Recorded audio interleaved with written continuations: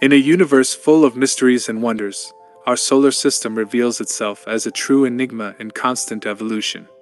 For a long time, we have clung to the idea that we were surrounded by 8 planets and the well-known regions of the asteroid belt, the Kuiper belt, and the Oort cloud.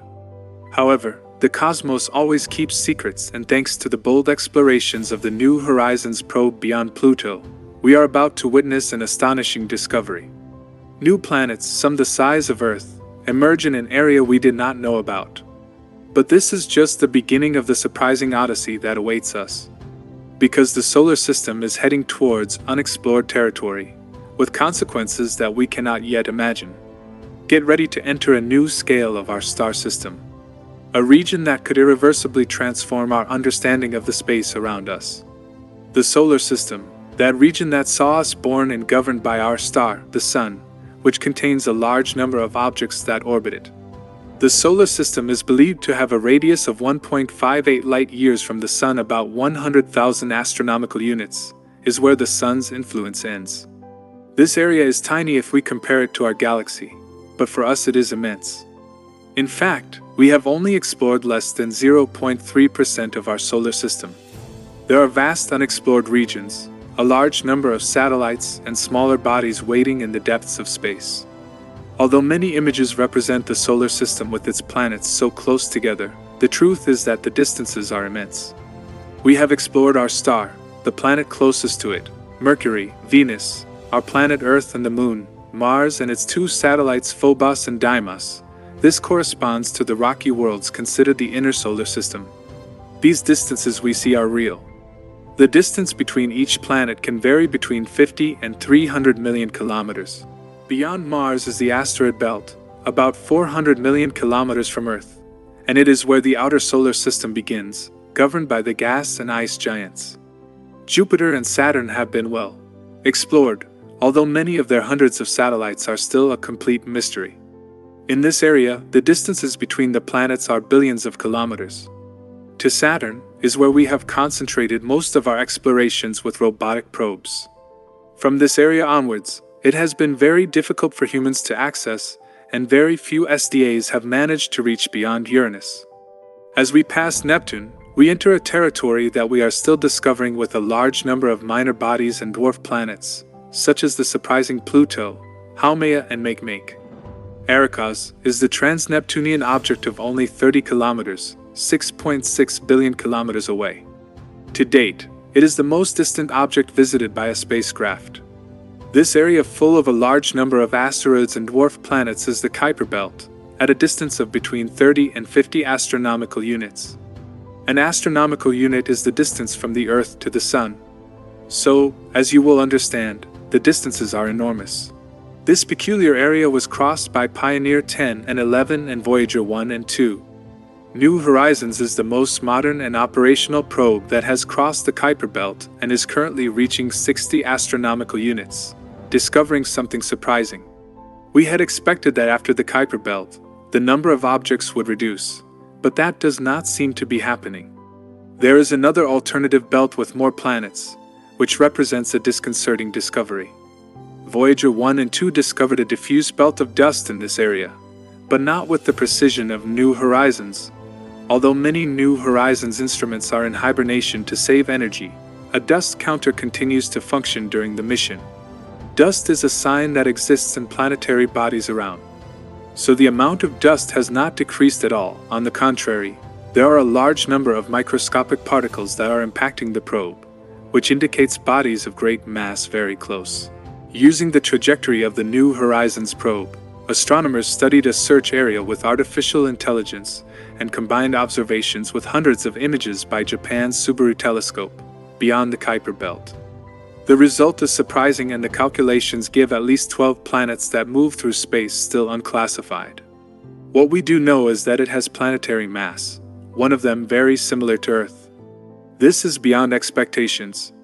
We thought that we only had one planet left that we could not locate, the so-called Planet 9, about 400 astronomical units.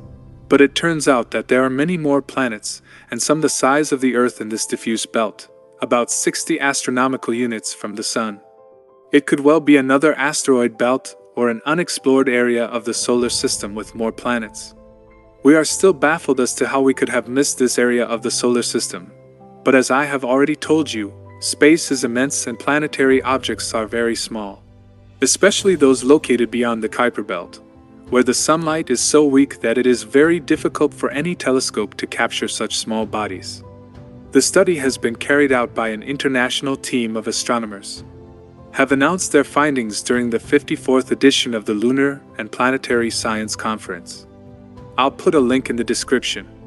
The number of planets could rise to 20 if we manage to survey this region. In the absence of confirming a super-Earth beyond 400 astronomical units, it is clear that we are missing a large number of objects in our solar system.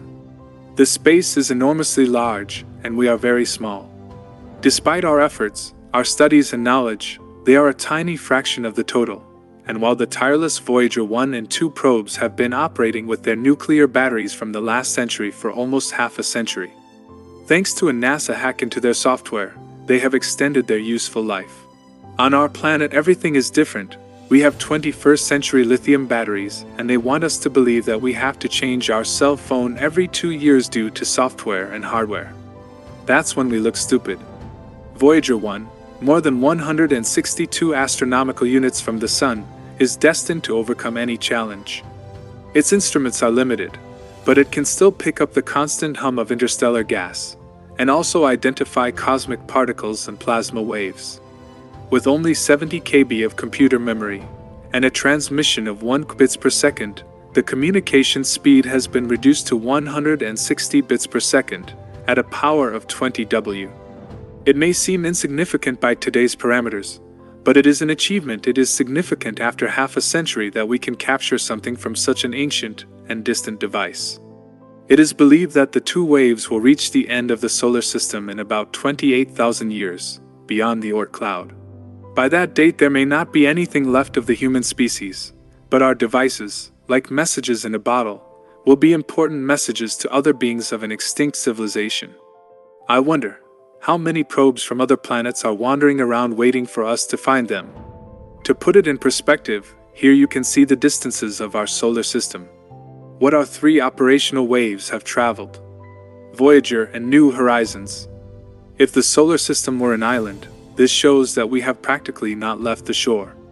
There is still a long way to go to reach the Alpha Centauri system at 4.3 light-years. And as for the rest of the stars in the galaxy, a fabulous cosmic panorama awaits us, full of incredible regions and unexplored territories, full of authentic scientific treasures. Only the reach of very advanced civilizations, where there are more than 200 billion stars, billions of planets and exoplanets. We have only explored a tiny fraction of the solar system and a few thousand catalogued exoplanets, most of which we do not know their atmospheres. Our limited knowledge is blurred in this great immensity, full of billions of galaxies, of which we only know their past. What are we at this moment in time and space? Nothing. We are a cosmic moment, an insignificant point that on a cosmic scale knows nothing. Our territories, fanaticisms and beliefs blur in the great void of space. New Horizons also captured a strange glow in space. The universe is not totally black, but there is an unusual light that permeates everything. The degree of darkness is not total. The cosmic optical background reveals that it is a consequence of stars and galaxies that we cannot see. There are many more galaxies than we had imagined. Let's go back to our solar system. A small island in the immensity. The solar system may seem motionless with the sun at the center, but nothing is further away than that. The sun drags us in its orbit through the galaxy, at 828,000 kilometers per hour. That means we are traveling in a gigantic spaceship and heading into unexplored territory. Until now, we were immersed in a bubble, called the local interstellar cloud, with a higher density of hydrogen that extends about 30 light-years in diameter. It was formed by a recent supernova. We entered this cloud about 100,000 years ago on average. Professor Rosine Lallement revealed that we are now leaving this cloud of dust and gas and entering another cosmic bubble, called Cloud G. Its effects are still unpredictable, but if it has a different chemical composition, it could put more pressure on the heliosphere. which is the sun's particle shield that protects us from ionizing cosmic radiation. That means that cosmic rays could enter the interior of the solar system. Perhaps some of the mass extinctions have been a consequence of our journey through the galaxy and the effects of radiation. Our solar system, and the Earth as an integral part of it, will leave the local interstellar cloud in about 2,000 years. Although our entry into the G cloud is about 20 centuries away, this period seems ephemeral in the vastness of the cosmos. When that moment arrives, we can only hope that the astronomers of the year 4023 have further unraveled the mysteries contained in this stellar journey into the unknown. In this constant journey through the cosmos, our solar system reminds us of the wonder of cosmic diversity, where each region of space is a page in the infinite book of nature.